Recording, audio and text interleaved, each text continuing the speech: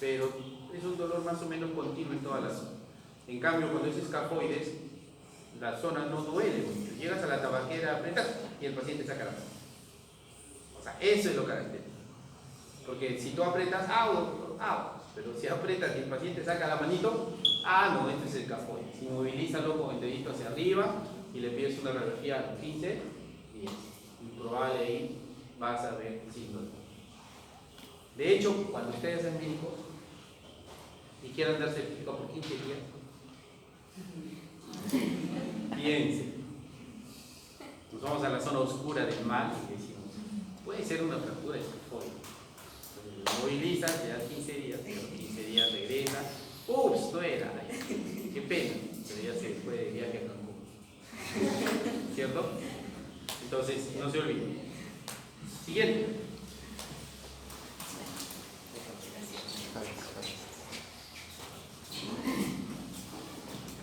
Ya. Vamos a continuar con la... ¿Nombre, perdón? Chantel. Con ese... Chantel con H. Sí, con doble L. Doble L. Chantel. Llanos Carrasco. Listo, vamos. Ya. Bueno, continuando, vamos a hablar sobre las fracturas de falanges. Entonces, el mecanismo de lesión va a variar de acuerdo a qué falange se encuentra. Entonces, voy a empezar con que aquí tenemos una imagen y este F1 va a ser la falange proximal, medial y distal. F1, F2 y F3. Entonces, en el mecanismo de lesión, en las fracturas de falange proximal y media se va a dar un traumatismo directo y en el caso de la falange distal se puede dar lo que es por aplastamiento. La clínica, como toda fractura, va a presentar dolor, inflamación, deformidad. También va a haber disfunción o impotencia funcional del dedo afectado. También puede haber daño de las partes blandas, exposición ósea y lesiones vasculonerviosas o tendinosas. Siguiente, por favor. Ya. La principal complicación de esta fractura es la rigidez, es por eso que su tratamiento se indica iniciar la movilidad de los dedos precozmente a las 2 o 3 semanas. Entonces, aquí vamos a poner imágenes de radiografía. Aquí tenemos una fractura desplazada en F1. ¿Recuerdan? F1, fractura desplazada. También tenemos una fractura transversa en F1, que es el proximal que está aquí. Después tenemos la fractura lineal en F2, que lo ven que está como que vertical. Tenemos una fractura incompleta, que está en F3, que está acá, como que se rompe, pero ya no se rompe, o sea, como que está a la mitad. De ahí tenemos una fractura con luxación en F2, como vemos hay un desplazamiento. El siguiente, por favor. Ya. El tratamiento va a variar de acuerdo a la ubicación de la fractura, o sea, es decir, ya sea en falanges proximales y medias, un tratamiento, y en fractura de falanges distal, otro tratamiento. Puede ser ortopédico y quirúrgico. En el caso de ortopédico, va a variar de acuerdo al grado de compromiso que tenga. Si afecta un menor porcentaje, 25%, se aplica esto. Se puede usar férulas en posición funcional. También la movilización precoz se va a hacer de acuerdo a la evaluación del grado de dolor y la tolerancia del paciente. Y cuando ya afecta más del 40% de la superficie, se da lo que es el tratamiento quirúrgico, que es lo que ponemos acá. Entonces podemos tener una reducción cerrada y fijación interna. Esto lo vamos a aplicar en fracturas reducibles, pero que son inestables, que son extraarticulares. Y la reducción abierta y fijación interna se va a aplicar en fracturas intraarticulares, a la diferencia de esto. De la falange proximal, que también son irreductibles, abiertas, múltiples o con lesión asociada de partes blandas. Siguiente, por favor. Ya. La otra parte del tratamiento son las fracturas de la falange distal. Y aquí también va a ser ortopédico y quirúrgico. En el caso de ortopédico, lo que vamos a hacer es que vamos a inmovilizar la articulación interfalángica distal con esta férula de Stack que se ve aquí en la imagen, que da protección y control de dolor por un tiempo de 3 a 4 semanas. También en el caso de tratamiento quirúrgico, se puede usar la reducción cerrada y fijación interna en el caso de fracturas transversales del eje y dorsales de la base. Y también una reducción abierta y fijación interna en fracturas volares de la base y fracturas irreductibles. Volares quiere decir que está dando como que hacia la palma, o sea, como que pase acá. Y dorsales, entonces. Ya. En este caso es común que se dé lo que es el hematoma subungual asociado. ¿Y qué se tiene que hacer para esto? Este es el hematoma subungual. Lo que se tiene que hacer es aliviar el dolor comprimiendo con una aguja, como se ve en la imagen, perforando a través de la uña. pero aquí hay que tener cuidado de no, como que no poner la aguja en lo que es la lúnula, que es de la uña, que tenemos como una media luna blanquita. ¿Ya? Entonces no tenemos que evitar comprimir, descomprimir con la aguja ahí. ¿Para qué? Para no dañar la matriz germinal. ¿Sí? Ya, vamos a pasar a la luxación de la muñeca. Como su nombre se dice, luxación, desplazamiento. Este va a ser un desplazamiento completo de las superficies adyacentes de los huesos que están formando la articulación de la muñeca. Se dice que una alta incidencia de lesiones asociadas al nervio mediano. Y bueno, la clínica va a ser dolor, edema y limitación funcional de la muñeca, como en la mayoría de casos, y también puede presentarse parestesia del nervio mediano. Siguiente, por favor. Ya. Aquí suficiente. vamos a... Okay. Preguntas.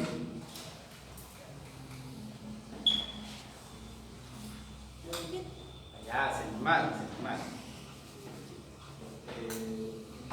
Tenía una duda, ¿por qué en el tratamiento de las fracturas de falanges, si bien optan ambos en fijación interna y en quirúrgico, ¿por qué uno opta por cerrada y la otra abierta? La otra revisión cerrada y pues abierta.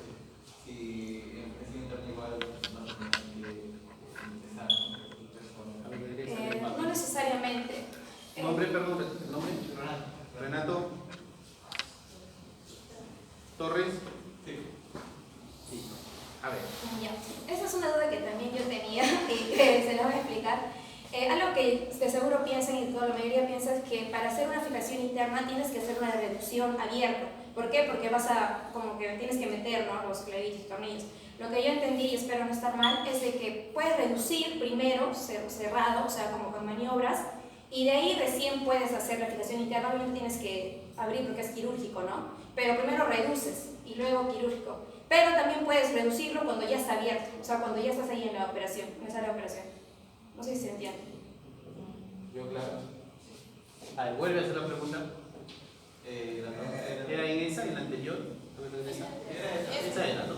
¿A qué? La pregunta era por qué se hacía fijación interna en ambos, en uno optaba por hacer una revisión cerrada y en otra revisión abierta. Si ambos eran, se entendía que eran quirúrgicos, no tenías que... Claro. A ver, lo que pasa es que son técnicos traumatológicos. ¿Qué es reducción cerrada? O sea, pongo el hueso en su lugar sin abrir. ¿Listo? Pero ojo, ahí también, y eso te iba a preguntar, mejor te pregunto de una vez y después lo explicamos bien. ¿Qué entiendes tú como una fractura reducible pero inestable? Reducible, que con maniobra puede llegarse a juntar los huesos, ¿no? Los huesos. Inestable cuando creo que hay como que cierto desplazamiento, o la verdad es que no estoy tan segura, pero... ¿Alguien del grupo? Cuando es, lo que mencioné, reducir, es que regresa a la posición anatómica, pero inestable porque vuelve a regresar. La maniobra no es efectiva, no vuelve a reducirse. Inestable era cuando era mayor de 5 milímetros de comparación. No, eso es estabilidad en la osteosíntesis. Inestable es cuando tiene un movimiento más de 5 milímetros. Pero en este caso estamos hablando de las fracturas reducibles inestables. ¿Qué significa? Exactamente lo que dijo Rocío. O sea, tú tienes la fractura en la falange. Generalmente son diafisiales. Y está, digamos, esta es la diáfisis y está así, ¿no? El dedito así. Entonces, si tú miras, de repente puede inmovilizar o puede reducirlo. Pones anestesia. Y luego enderezas. ¿Listo? Enderezas, lo manipulas bien y sacas la maniobra. Si se queda o se angula un poquito, es reducible, pero ya se ha vuelto estable. ¿Listo? Entonces, ¿qué haces? Su férula, se acabó el asunto. A su casa, tranquilo. ¿Listo? Pero ¿qué pasa? Reduzco, lo pongo en su lugar, queda excelente, suelto y otra vez se vuelve a abrir o a angular. Es una fractura que sí se reduce, pero es inestable. ¿Listo? Entonces, ¿qué hago ahí? Lo pongo en su lugar y hago la reducción, la fijación interna. ¿Por qué se llama fijación interna?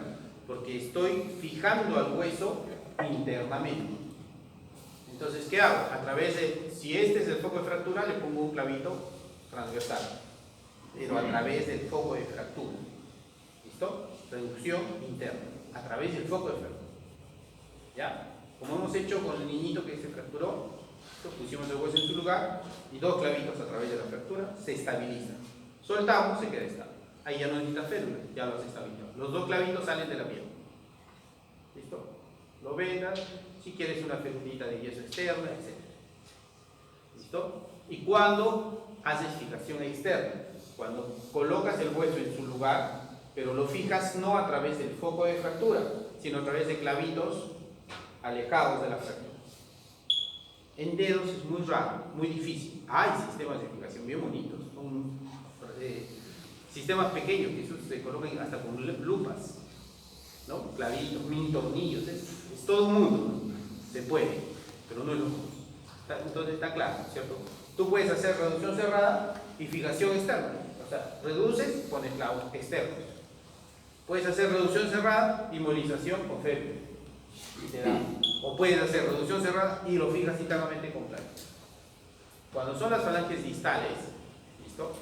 A veces en emergencia mismo hacemos, infiltramos, a veces viene con herida, suturamos, la falange está rota por la mitad, lo alineamos y yo le coloco una aguja 18.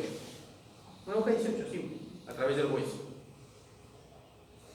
Giras, penetras el fragmento proximal, digo distal, lo angulas, lo alineas bien, y lo metes hasta el fondo. Y entonces a través del dedo sale la cosita rojita de la cabecita rojita de la aguja 18. Queda ahí.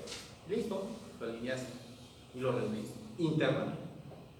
Llega a los 15 días, sacas y ya está, derechito. Siempre y cuando no haya lesión de extensores o de flexores. Extensores, ¿no? ¿Correcto? Ahí. ¿Cómo tú evalúas la parestesia del nervio mediano?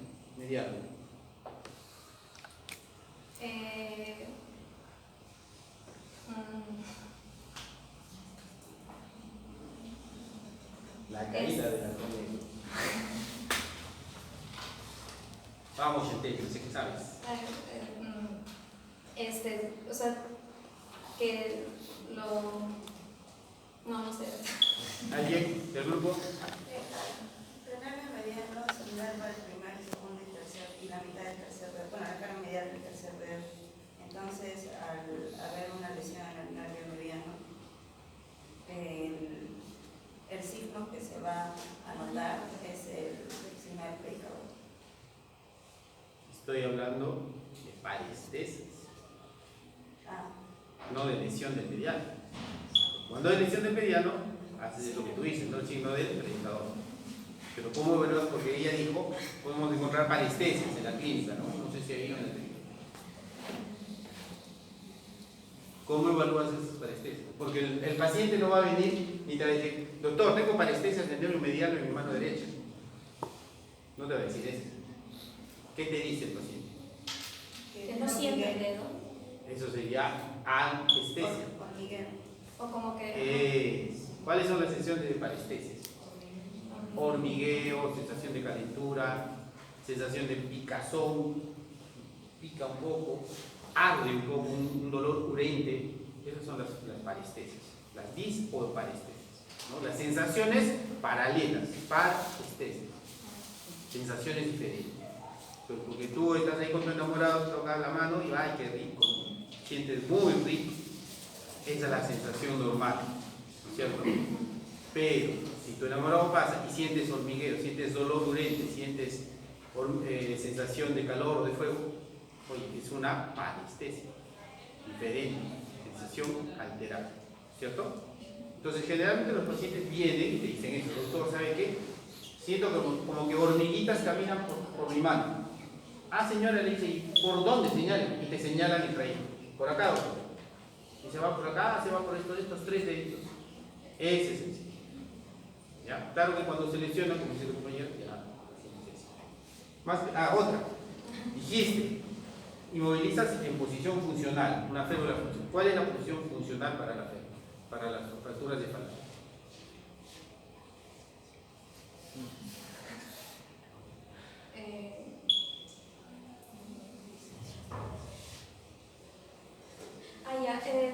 He visto también otras imágenes de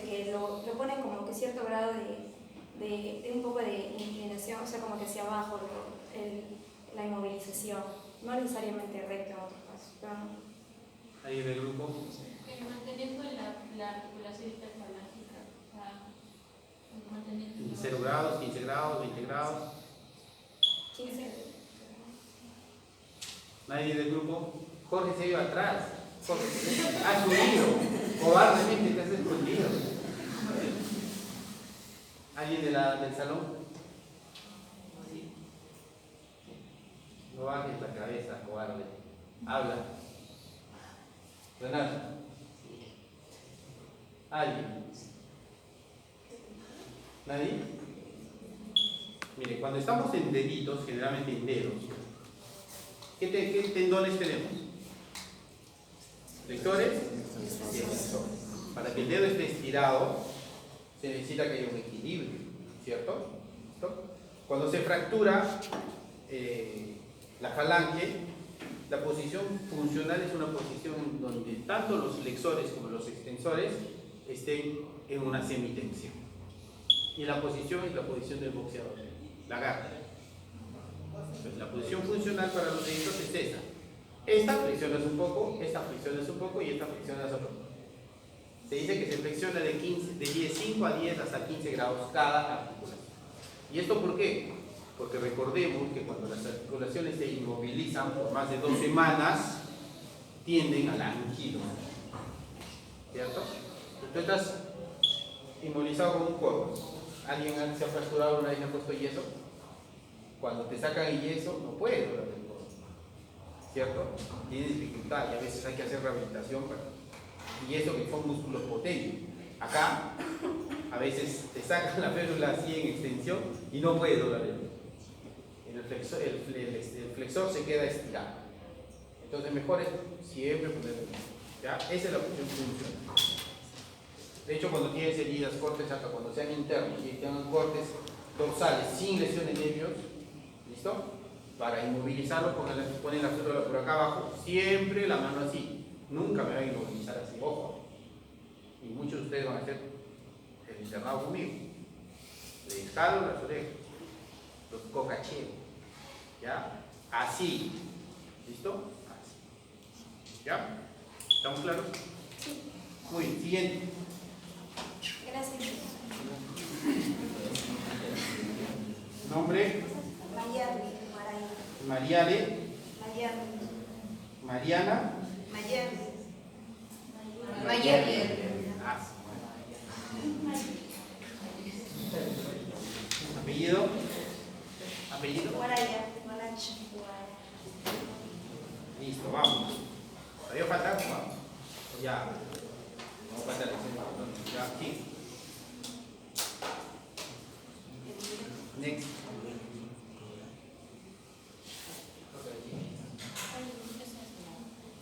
No, eso pasa. Adelante. Ahí. No. Sí. Ya, ahí. Se me escapó esa luxación de muñeca. Sigue.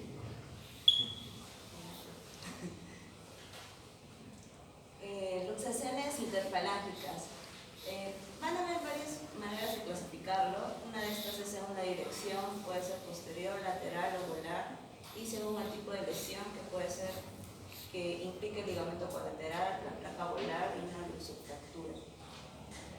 Siguiente.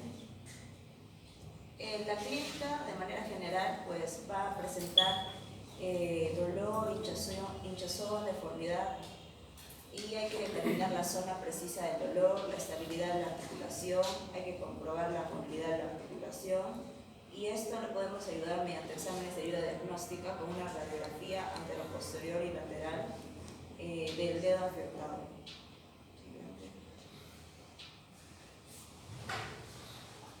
Entre las luxaciones posteriores interfalángicas encontramos 3 tipos.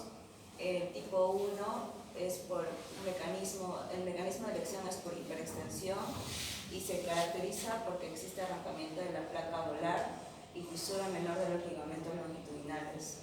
El tipo 2 es a causa de una luxación dorsal, se caracteriza por una avulsión de la placa volar y desgarro en el complejo de los ligamentos colaterales fractura que se caracteriza por un sillazamiento de la cara volar de la base de la falange media. El tratamiento en estos tipo 1 y 2 es inmovilización aproximadamente de 3 a 6 semanas en promedio, de vendaje conjunto u ortopedia funcional. El tipo 3 se realiza lo que es una inmovilización de inflexión, tracción dinámica con una férula dorsal y reducción incurrenta y osteodesis.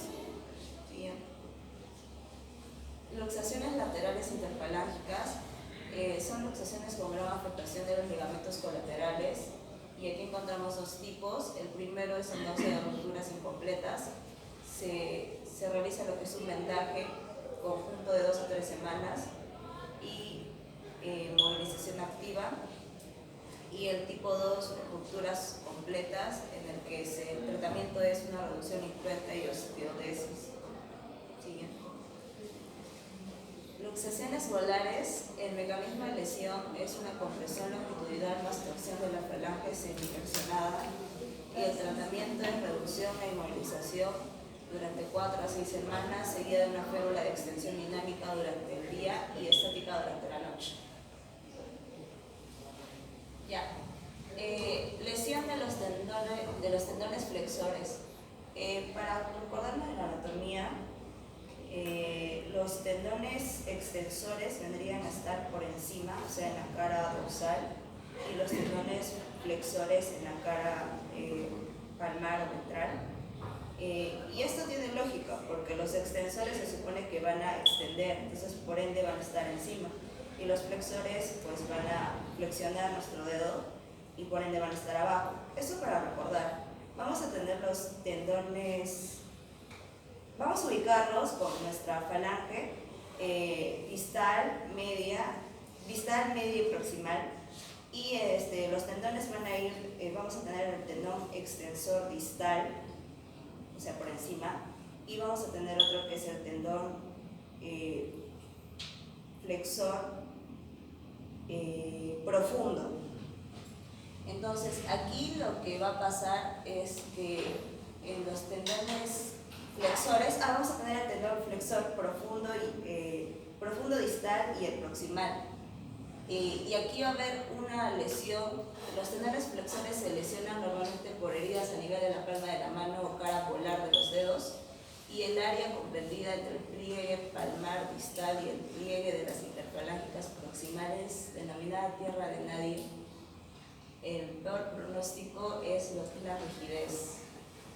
El tratamiento es siempre quirúrgico y lo ideal es la preparación primaria, que es en un solo tiempo. Pero aquí básicamente lo que se daña es el tendón flexor profundo. Y entonces el dedo pues va a caer, o sea, no va a flexionar lo que es la parte proximal, pero la parte distal ya no va a flexionar, va a perder esa movilidad. Siguiente. En lo que son lesiones de tendones extensores, o sea, por los tendones que están en la parte superior, bueno, en la parte dorsal, vamos a tener 3 que son bien característicos: es el dedo en martillo, en ojal y en cuello de cisne. El dedo en martillo se llama así porque simula a una forma de martillo, y aquí vamos a tener la lesión en el extensor distal, porque el extensor va a ser distal, y también va a tener como que una bandeleta. Sí, como que una bandeleta que va a realizar los movimientos, pero para el nivel, para la falange media. Entonces, eso va a estar bloqueado, o sea, eso no va a estar bloqueado. Vamos a poder, va a poder realizar el movimiento tanto proximal y medio, pero el distal es el que no va a poder realizar el movimiento de extensión. Entonces el dedo pues va a tender a caer, así como en el imán, como en aquí. Ajá. Y el dedo en ojal, que es de aquí, la lesión va a estar en la bandeleta, porque la bandeleta es la que da por aquí como que ramitas. Y ahí va a estar como que bloqueado, entonces esto sí va a extender. Y esta puntita de aquí, bueno, la falange distal también extiende, pero la falange media no, porque ahí se bloqueó, ahí está la lesión. Entonces es por eso que da como que esto está en extensión, hiperextensión, pero la parte media no. Y el dedo en cuello de cisne en sí es un desequilibrio de dos fuerzas, por así decirlo, del tendón extensor, que vendría a ser el que está por aquí, y un desbalance en la fuerza del flexor. Entonces el extensor le gana al flexor, y es por eso que acá no hay imagen. Acá está. Es por eso que el extensor le gana de fuerza al flexor y te da una imagen como el cuello de cisne. Y el tratamiento de las lesiones tendinosas es siempre quirúrgico y consiste en la sutura directa de los pavos, así como la limpieza y cierre de la herida cutánea. Listo.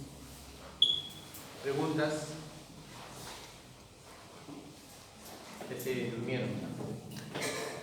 Despierten. Vamos. ¿Por qué en el tratamiento de las lesiones interfalángicas posteriores es de 3 a 6 semanas y en laterales son de 2 a 3?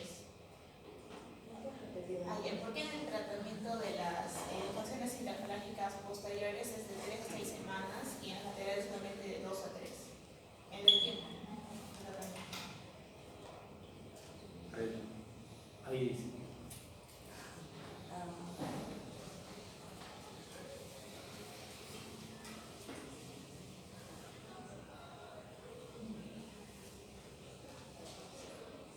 Había una de laterales, ¿no? Había una anterior o ahí se ve. 2 a 3 semanas y la otra 3 a 6 semanas.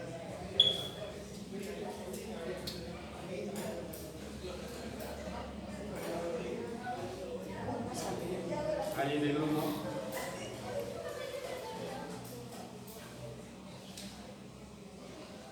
¿Tú te dices tu nombre, perdón? Isabel Valdivia. ¿Qué dicen, chicos?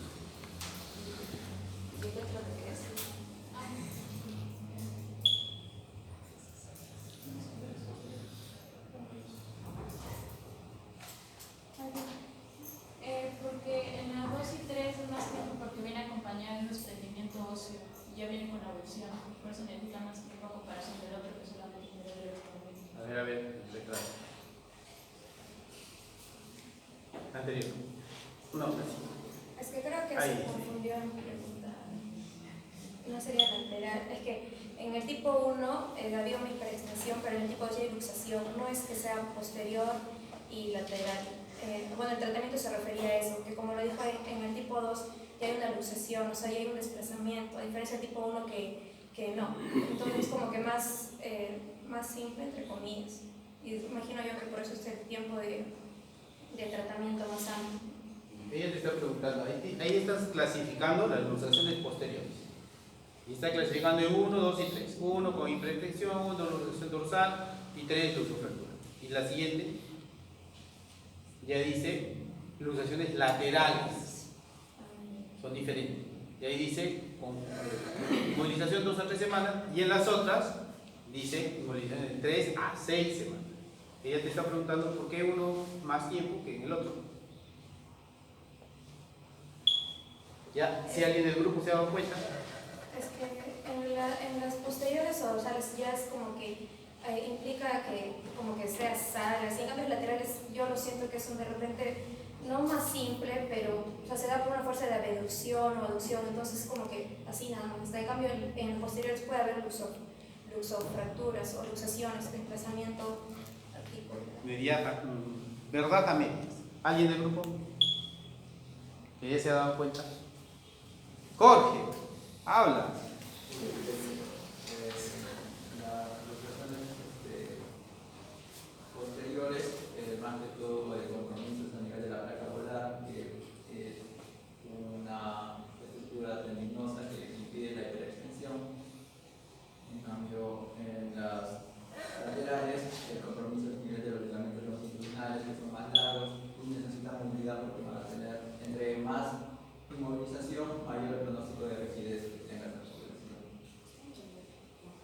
interesante. Pero a ver, acá estamos, ¿no es cierto? La articulación. Sí, y acá tenemos los colaterales. ¿Listo? Pues no bien. ¿Ya? Entonces, si esta articulación se va por arriba, ¿qué está rompiendo? Está rompiendo colaterales. ¿Y qué está rompiendo? El mismo tendón, ¿cierto? El anterior y el posterior. Está rompiendo 4 estructuras. Pues tú lo pones ahí y tienes que darle tiempo para que esas 4 estructuras sanen. Estos sanan en 2-3 semanas. Estos en 4 a 5 semanas. Si tienes una luxación lateral, el de arriba no está dañado. Solamente se dañan los colaterales. Por lo tanto, lo pones en su lugar, 2 a 3 semanas es suficiente. Y justo por lo que dice Jorge, porque hay que evitar las lesiones. ¿Está claro? Es lógica nada más. Ya, más preguntas, nada más, ¿cierto? ¿Terminamos? Vamos a darle un... ¡Ay! Espérate un ratito, nombre primero. Ronald Apasa. ¿Ronald Apasa? Sí. Ya, dime Ronald. Me queda de las lesiones de tendones flexores. Mencionaban que el tratamiento era la preparación primaria de un solo tiempo. Pero ¿a qué se refiere un solo tiempo? Acá tengo la misma pregunta que le iba a hacer. Explica, ¿a qué se refiere un solo tiempo?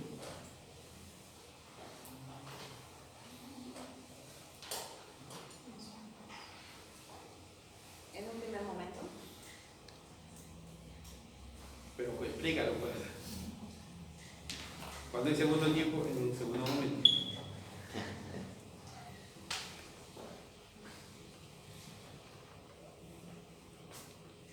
¿Qué dice?